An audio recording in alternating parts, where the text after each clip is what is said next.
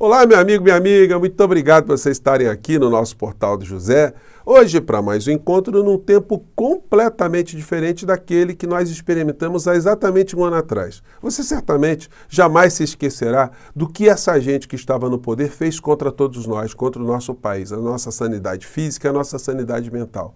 Portanto, na primeira semana de outubro de 2022, nós tivemos o primeiro turno das eleições presidenciais. Embora os resultados iniciais tenham sido muito favoráveis, as ameaças que pairavam sobre o nosso povo, sobre o nosso país, não foram dissipadas, porque nós vimos do que essa gente insana cometendo crimes, seria capaz de fazer contra todos nós. Essa fase mudou, agora eles estão sendo, em sua grande maioria, começando a ser responsabilizados criminalmente, muitos irão para as cadeias, embora muitas pessoas ainda não estejam vislumbrando essa realidade nesse momento, mas é o que acontecerá, como eu tenho sempre dito aqui para vocês. E nós voltamos a discutir situações do mundo real, do mundo concreto. No entanto, nós vamos ter que, o tempo todo, manter alguma atenção a esse tipo de enfermidade, que acometeu uma parcela da sociedade brasileira, mas é uma enfermidade funcional para o poder econômico. Eles funcionam sempre como soldados de reservas de um modelo econômico que a gente classifica como neo-escravocrata aqui no nosso país. Bom, eu vou conversar com vocês sobre essas situações que estão acontecendo, os remanescentes desses criminosos que ainda estão no poder e estão mancomunados com grandes estruturas econômicas para lesar o povo brasileiro. Bom, antes de mais nada, quero convidar você que está chegando nesse instante ao nosso portal e não nos conhecia para que você se inscreva aqui conosco. Você que é muito bem-vindo e muito bem-vinda. E venha participar aqui das nossas atividades. Participe dos nossos chats, mande seu comentário, dê o seu joinha. Se puder, se inscreva também no nosso clube de membros, tá bom? Então, vamos seguir em frente. Gente, muitas coisas acontecendo no Brasil, mas, como eu disse para vocês, agora num tempo completamente diferente. Uma das situações que começa a entrar no radar dos analistas de uma maneira geral, é a popularidade, é a aprovação do governo atual, do governo do presidente Lula. E aí existem algumas armadilhas que eu acho que devem ser o tempo todo desarmadas, mas eu fico muito impressionado às vezes com uma certa inocência de pessoas que estão no governo federal, principalmente as pessoas que estão na área de comunicação.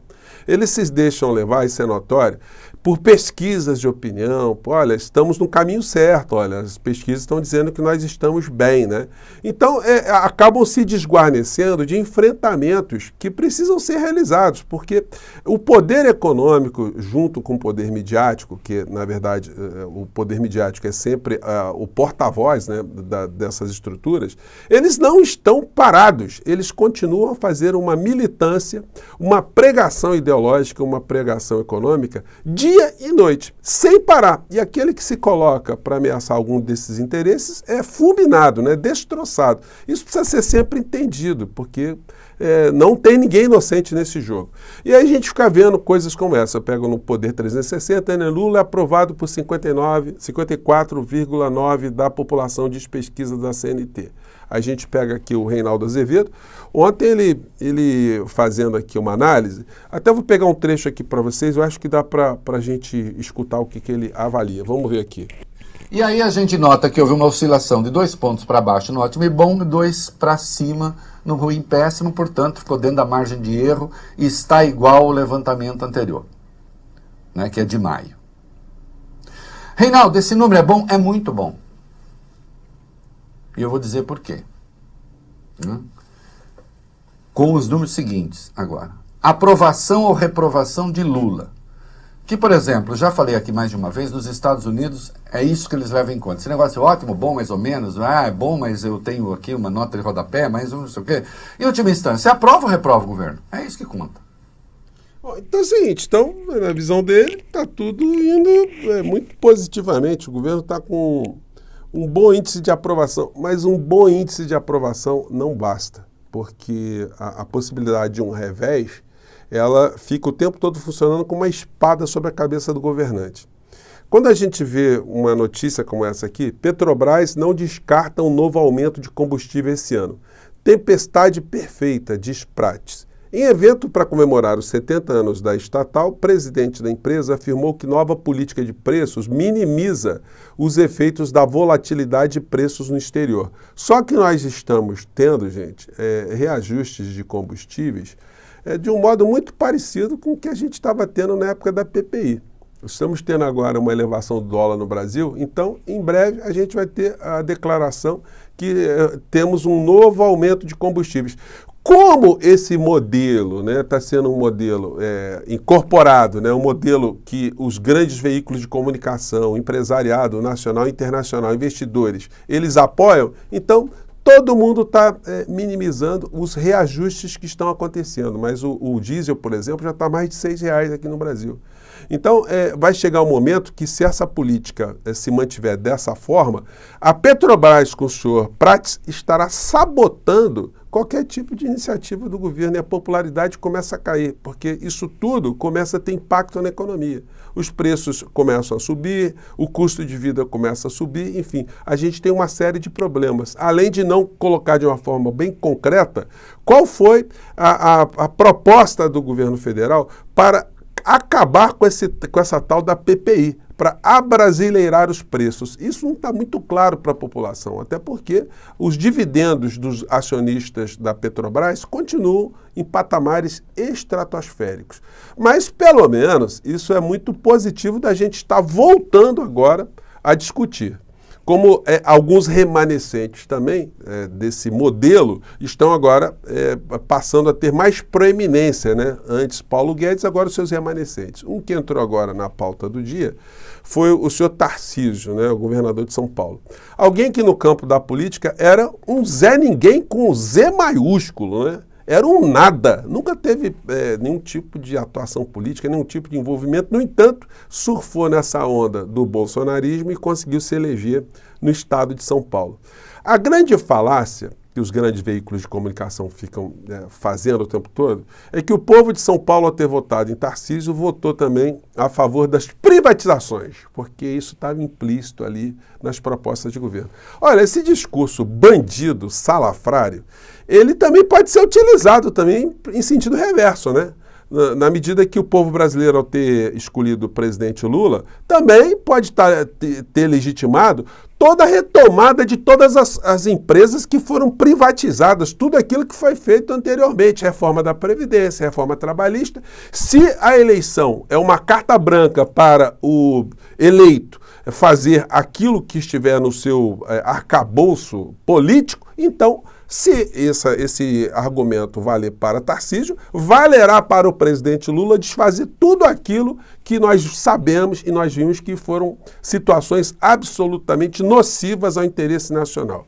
O senhor Tarcísio, ele se credenciou junto ao mercado, sendo um Zé Ninguém, porque ao tempo que ele foi capataz do senhor Paulo Guedes, vamos deixar isso bem claro, né? Ele se manifestava publicamente com esse tipo de performance, né? O empresário sorria, porque percebeu logo que tinha ali um feitor, né? Um troglodita a serviço dos seus interesses com esse tipo de comportamento aqui.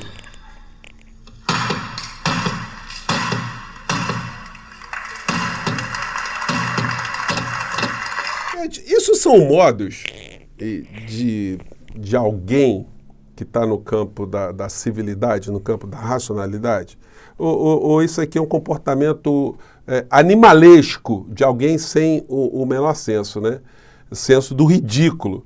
Inclusive porque essa figura aí, que com esse tipo de comportamento, ele viveu a vida inteira às custas do erário público. No entanto, ele passou a ser um liberal de última hora. Agora, o senhor Tarcísio agora, como governador de São Paulo, ele que adquiriu essa confiabilidade do mercado como sendo o novo capataz, aquele que era um militar medíocre e passou para ser um auxiliar medíocre de Bolsonaro para virar um governador idem do estado de São Paulo a serviço desses grandes grupos. Eles têm as suas forças auxiliares como esses grupos remanescentes na internet. Vocês entram ali no canal o Oeste Sem Filtro, que é desse ultradireita, vocês vão ver ali olas e mais olas falando do Tarcísio.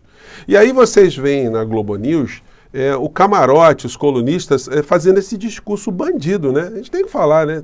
Não tem como aliviar nisso. Ah, não, que o povo de São Paulo elegeu o Tarcísio, elegeu a proposta de privatização. Só que não existe no programa do Tarcísio nenhuma linha falando de Sabesp, privatização do metrô, privatização das águas em São Paulo. Porque, gente, tem um banditismo muito grande quando a gente fala em privatização de serviços públicos, que diz respeito ao seguinte: quem são aqueles que compram os ativos, né? Compram energia, compram água ou distribuição da água aqui no Rio de Janeiro? A água foi privatizada, mas foi privatizado o quê? A distribuição. A produção da água ainda continua com a empresa pública, a SEDAI, que aí vende baratinho essa água para quem conseguiu ganhar as privatizações, que coloca um preço estratosférico e manda esse preço para o consumidor final. Quando você olha para um jornal econômico, que lida com as questões econômicas, vocês veem coisas como essa aqui, ó. As empresas que ganham as concessões, eles proporcionam esse tipo aqui, ó. Na AGEA, uma comissão que fez a alegria dos bancos. Aí os caras comemorando aqui, ó, que só de comissão eles receberam R$1 bilhão no meio dessas transações da privatização da SEDAI aqui no Rio de Janeiro. Só de comissão.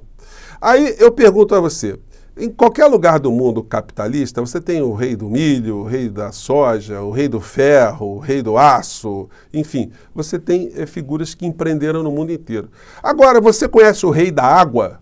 Conhece o rei do choque, da energia? Você conhece o rei do gás? Não, porque não existe isso.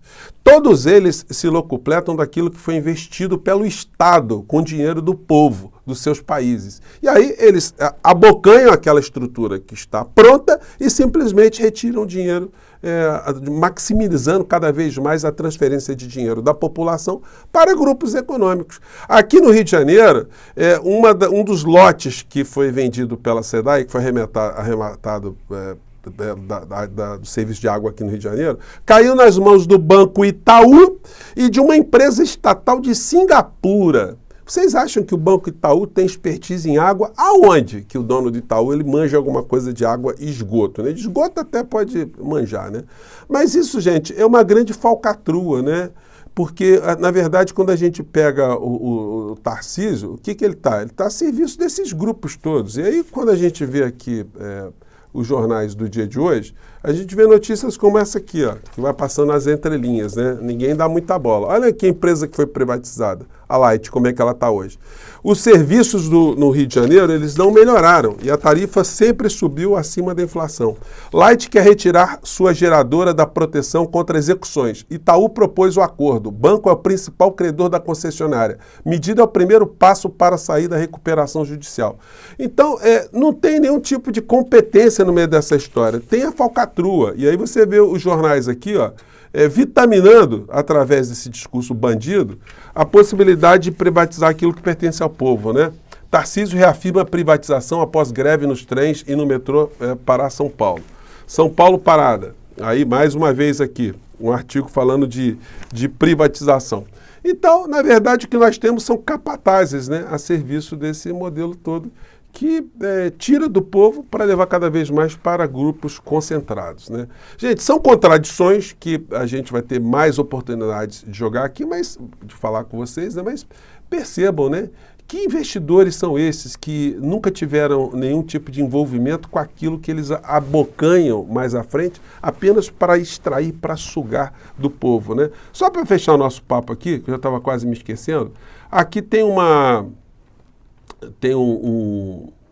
um gráfico que eu peguei no ICL, mostrando aqui o comparativo dos preços de energia no Rio e em São Paulo, onde foi privatizado e onde não foi privatizado. Ou seja, no Rio de Janeiro, onde foram privatizados o metrô, o trem e a água, os valores são muito superiores aos praticados em São Paulo, onde ainda os serviços são públicos. Eu vou colocar esse trecho do vídeo aqui para vocês, mas por enquanto eu vou ficando por aqui. Mais tarde temos mais assuntos importantes aqui para conversar no nosso portal, tá bom, gente? Um grande abraço, até lá, tchau!